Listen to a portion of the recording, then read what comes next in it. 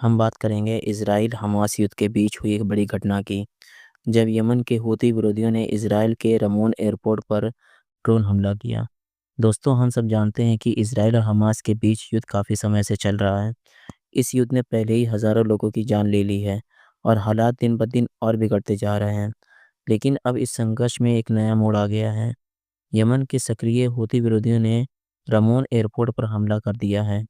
Israel की news agency channel 14 के report के मुताबिक जैसे ही यह ड्रोन एयरपोर्ट के अंदर पहुंचा, वहां एक ज़ोरदार धमाका हुआ। धमाका इतना तेज़ था कि आवाज़ पूरे इलाके में गूंज उठी। मौके पर मौजूद लोगों ने बताया कि अचानक सायरन बजने लगे और सभी यात्रियों में डर और अफरा-तफरी फैल गई। लोगों ने तुरंत सुरक्षित जगहों पर शरण लेनी शुरू कर दी। सुरक्षा एजेंसी ने भी तुरंत हरकत में आकर एयरपोर्ट और आसपास के हवाई क्षेत्र को बंद कर दिया है। अब सवाल यह है कि हुती विरोधी आखिर इस युद्ध में क्यों शामिल हो रहे हैं? हुती विरोधी यमन से ताल्लुक़ रखते हैं और अक्सर ईरान के करीब माने जाते हैं। उनका मानना है कि इज़राइल हमास पर जो कार्रवाई कर रहा है, वह केवल एक क्षेत्रीय संघर्ष नहीं बल्कि पूरे इस्लामिक दुनिया के खिलाफ है। इसलिए वे बार-बार इज़राइल को निशाना बनाने की कोशिश कर रहे हैं।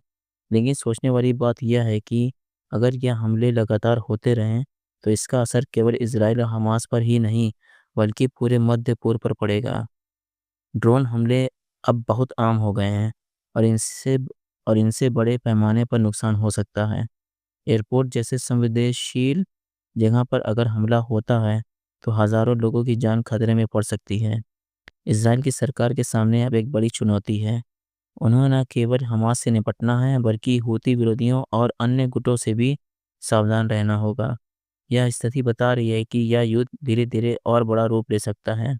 अगर ऐसा हुआ तो यह केवल इज़राइल और गाज़ा तक सीमित नहीं रहेगा, बल्कि पड़ोसी देशों और पूर्व मध्य पूर्व को अपनी चपेट में ले सकता है। यही कारण है कि अंतर्राष्ट्रीय समुदाय लगातार अपील कर रहा है कि इस युद्ध को जल्द से जल्द रोका जाए। तो दोस्तों, यह थी रमोन एयरपोर्ट पर हुए ड्रोन हमले की पूरी कहानी। यह घटना साफ दिखाती है कि हालात कितने खतरनाक हो चुके हैं। अब देखना यह होगा कि इज़राइल इस हमले का जवाब कैसे देता है और आगे युद्ध किस दिशा में बढ़ता है।